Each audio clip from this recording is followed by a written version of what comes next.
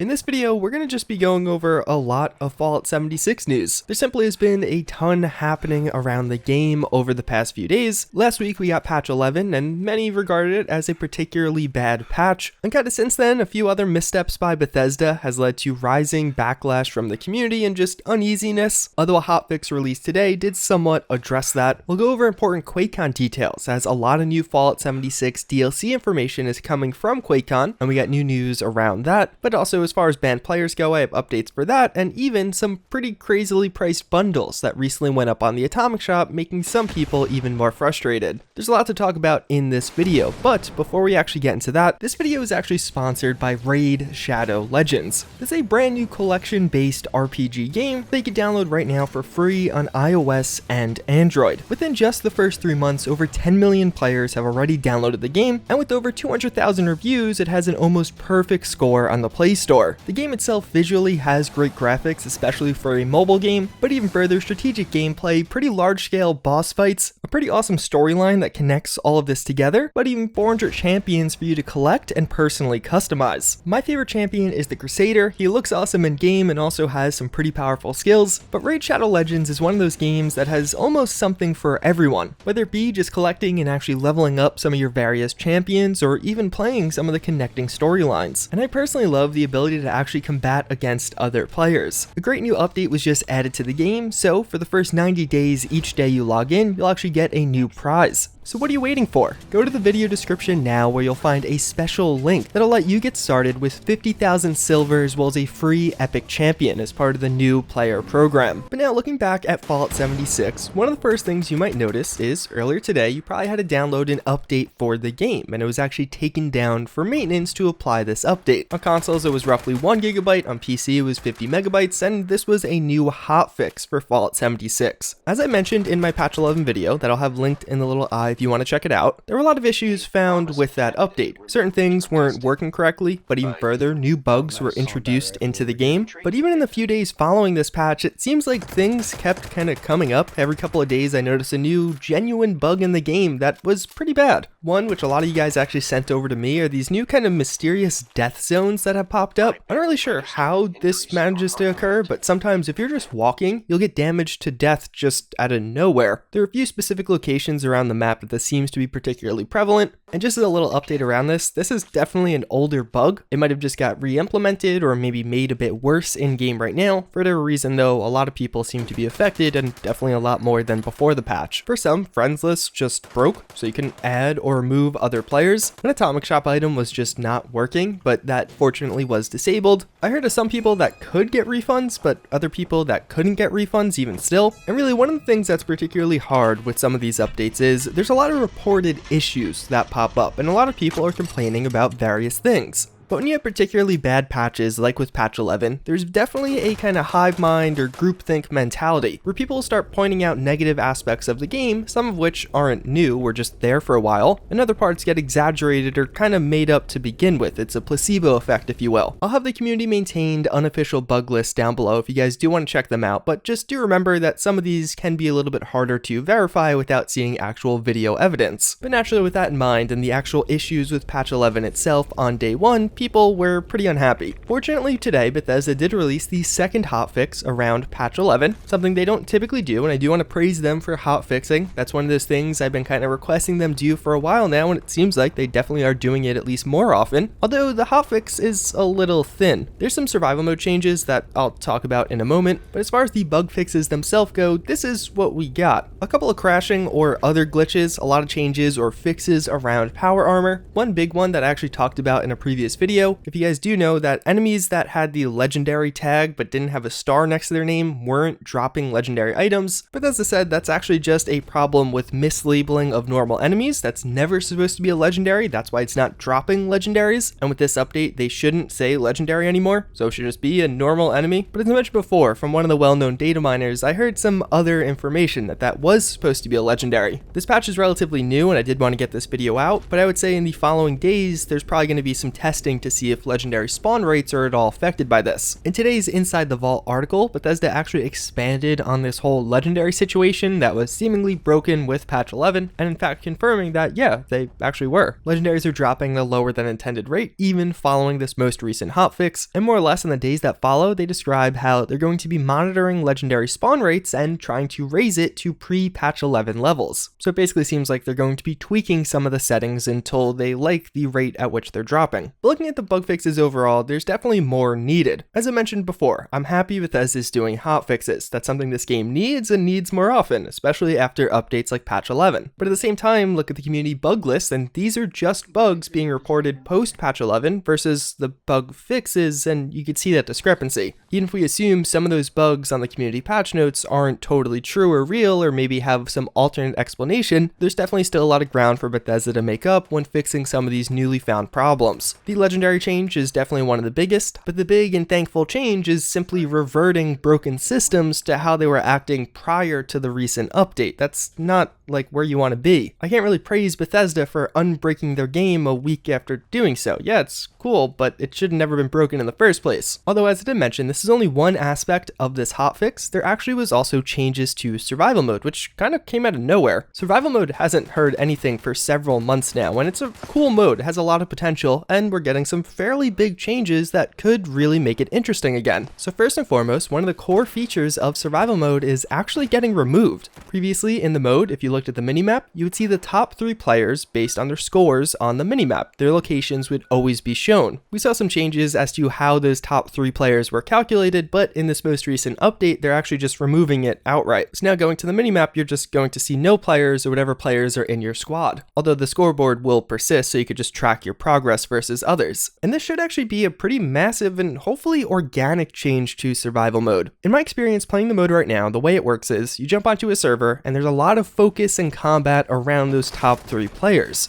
It is basically a giant target on the map for you to go investigate, but if you were that target, it really changed and affected gameplay in a not so fun way. And hypothetically, I think this should lead to a more passive playstyle. There'll still be combat, there'll still be tense situations, but if anything, maybe even more of a kind of hunting gameplay style. But also, if you just wanted to play this mode and go do some of the quests, have a little bit extra risk, I think this makes that a lot more plausible and playable. But naturally, just seeing these patch notes and playing the mode for a little while following the patch, it's hard to tell how big of a meta shift this will lead to, but it definitely gets me excited. It's a very positive change that will hopefully really shift up and change the mode. Although fortunately, that's actually not all. There are also several damage changes to survival mode. Survival mode PvP damage multipliers were removed, non-base weapon damage bonuses were reduced, and one of the biggest ones, at least in my eyes, the maximum damage per shot that can be dealt by weapons in PvP can be reduced. So the first 2 changes here really just boil down to you'll probably deal less damage overall, as will pretty much everyone else. There should be less one-shotting, certain builds will be a little bit worse as a result of this, but at the same time, it hopefully means overall you'll see longer PvP engagements. And the last change also really applies to that. Right now in survival, there is a hard limit as to how much damage you could do per shot. Even with that limit, you still can get one shot even with fairly decent armor. So hopefully this means less one-shots, longer PvP engagements overall, and just a more interesting gameplay style in survival mode. Looking at this update overall, even though I think the bug fixes really need a bit more, the survival mode changes, at least initially, seem very positive and like it'll have a good impact on the mode. Now it just needs some more players. And honestly, just speaking overall around survival, I'm happy to see Bethesda trying something. The mode technically is in beta, yet there haven't been a ton of updates with it. I think it'd be cool if they just had a few developers just trying different things out from time to time and see what sticks. Add something in one update, if everybody hates it, remove it one update later. And then hopefully over time you'll eventually get a mode that people tend to really enjoy. Although this patch actually comes with some consequences. Also in today's Inside the Vault, Bethesda describes how, as a byproduct of the 2 hotfixes released following patch 11, that being the one today and the one we got a few days ago, there's going to be a slight delay in patch 11.5, which is actually the upcoming seasonal event Meat Week. This is originally supposed to come out on July 30th and last 1 week. Now it's actually coming out on Thursday, August 1st, but still lasting 1 week. So just a minor delay on that, obviously a bit unfortunate, and I feel like if anything, this kind of gives you a bit of an insight at Bethesda. Releasing those two hotfixes was strenuous enough on the current team working on this game actively that they had to actually delay this upcoming DLC. It also means seemingly the DLC is still being worked on or implemented in some way. Maybe I'm just reading way too deeply into it, but to me at least, I found that pretty interesting. Although outside of just this new update or hotfix to the game, something else pretty interesting that is worth talking about are some recent additions to the Atomic Shop, as I think it's an important commentary on the game overall, and something I've just been kind of thinking about. Since the release of the game, Fallout 76's Atomic Shop almost every week gets an update. I've shown you many of the things added to this. Some of these were really cool, some of them were not nearly as cool, but there's still almost always something new there for you to purchase with your hardly earned atoms. Well, the most recent additions to this have people a bit more unhappy, and it seems almost a little bit like a trend Bethesda is going towards, and that is with bundles on the Atomic Shop. Just added were 3 free states bundles of different tiers. You get the Trailblazer one, you get the Revolutionary bundle, or the Survivalist bundle. And these are 2,800, 2,000, and 1,800 points respectively, which is a lot of money. Now hypothetically, you can earn these points for free in-game. That would take a really long time, or alternatively with real-world dollars, that's roughly $28, $20, and $18. The $28 bundle, if I'm not mistaken, is the single most expensive bundle we've ever seen for this game. And to be totally clear, these are inclusive bundles, they're not 3 separate bundles. So if you rank up to one of the better ones, you get all of the items in the lower ranked one. And if you look at what this brings in, it's awesome. There's a ton of really cool content around the Free States faction in this bundle. The first point of criticism around this is there are certain items really cool that are exclusive to the bundle. So let's say you just want that one armor. You can't just get that one armor, you have to get the whole bundle. When the bundle is $10, $12, that's one thing, but at $18 starting, that's pretty freaking pricey, especially for some of the coolest items that are exclusive to the most expensive $28 bundle or 2,800 point bundle. And this is not something new. We've seen this with some of the previous updates, whether it be the Liberty Prime Power armor that has 2 cool sets, but you have to get them together for 1,800 points, which is really freaking expensive, or that Garden and Camp set that also had some really cool stuff in it, but it was bundle exclusive. You'd have to buy everything even if you just wanted that one thing. This is a fairly typical sales tactic, although at least to me it definitely feels like Bethesda is trending towards doing this more and more, especially with this most recent 3-tiered bundle approach. But also, even outside of that, as I kind of alluded to at the start of this part of the video, shouldn't this just be a DLC? This one in particular really feels like it should have been added in-game for free, or some cool way to get it. The free states don't have a ton as far as armor or apparel in-game goes, but now they have a ton that you could pay for. With Fallout 76, if you actually look at how much free armors and items have been added in through DLC versus how many paid ones have been added to the Atomic Shop, it's not even close. Like for some of the biggest DLCs in the game, you could get a couple of outfits. For some of the major factions in the game, there's only a few sparse options. But if you want to head over to the Atomic Shop, you could get a lot more. They definitely could just look at this as a paid DLC. $20 or $28 for a ton of items could be a decent deal to you. I just don't personally think the value is there. Compare past games and what you would get for $28 of DLC, and it's night and day. And at the same time, I do want to check myself. I know back with the Creation Club, I was definitely an advocate for bundles and actually having valuable bundles. But this one, I think one of the major reasons it kind of rubs me the wrong way is there's such a sparse amount of content in game. We haven't seen DLC anytime recently, yet we've seen constant and consistent releases on the Atomic Shop. Obviously, I want Bethesda to be able to monetize their game and continue to be able to support it long term, and selling skins is an okay way to do that. I definitely support it. It just feels to me, at least with some of these recent bundles, the balance is shifting way more towards the Atomic Shop and not nearly as much towards free in-game content. And just to be clear with this segment, I really don't want it to come off like, hey, Bethesda can't make money off this, or they shouldn't be selling stuff. It's just to me, when I see that Free States bundle, it almost makes me disappointed. It would have been awesome to have some kind of in-game event or minor DLC where you could actually get some of those items as prizes. And then let's say you have the other half for sale in the Atomic Shop. For the type of consumer I am, at least, having an event like that would have made me a lot more likely to actually get into the festivities and spend money on the Atomic Shop, compared to this one where we've had no DLC in months, but now we have very large bundles that feel like they should have just been implemented in-game. Also, one minor thing, just if you're going to buy this, one of the particularly cool armors from this set actually doesn't have writing in the promotional material, but in-game it has some writing on the chest piece. That definitely changes the style at least a little bit. Apparently people who are buying this and complaining are getting refunds, but it just is worth pointing out. Not too long ago I talked about Fallout 76's recent unban wave that has been affecting many players. Earlier this year there was a big suspension wave, and at the time there was a promise that people would be unbanned. It seems like that's going on right now, and a lot of people are getting their accounts back for better or worse. But actually pretty interesting, some of the bans I covered early this year from a totally separate ban wave are now finally getting responses from support. If you think back to some of the early Fallout 76 ban waves, one of the issues was that people would get banned and then be like, hey, I wasn't supposed to be banned, but then wouldn't hear anything back from support. In reality, many of those people probably were supposed to be banned, but naturally not being able to get back from support or actually appeal your case is problemsome. But now 6 or so months later, they actually are getting responses, at least some of them. So if you're in that position and you want to try and appeal one last time, maybe you should check your email. You might have recently got an update. But lastly, we do have the next big info drop around Fallout 76, that with Quakecon 2019. Even though Quakecon technically begins today, none of the Fallout 76 stuff seemingly is happening until July 27th, that being this Saturday. At 10 a.m. Central Time, Bethesda is going to have a panel at Quakecon, and seems like there should be a lot of interesting things there. It's described how the team leads are going to describe future updates for Adventure Mode and Nuclear Winter in Fallout 76, and that you can learn more about the Wastelanders update, what human NPCs, dialogue with consequence, and more will bring to the game. But even further, something about vault raids, which hopefully is just a month or two away at this point. There's also going to be developer Q&A during the panel, probably pretty similar to what they did last year, and there is a post on Bethesda.net now if you do want to start submitting your questions. The panel will be live streamed on both Twitch and Mixer, and there's a few other Fallout 76 related things like tournaments and a charity thing, so I will have links down below if you want to look more into those. So yeah, a lot of exciting stuff coming this week for Fallout 76. I definitely will be covering all of this. I also have a ton more modding content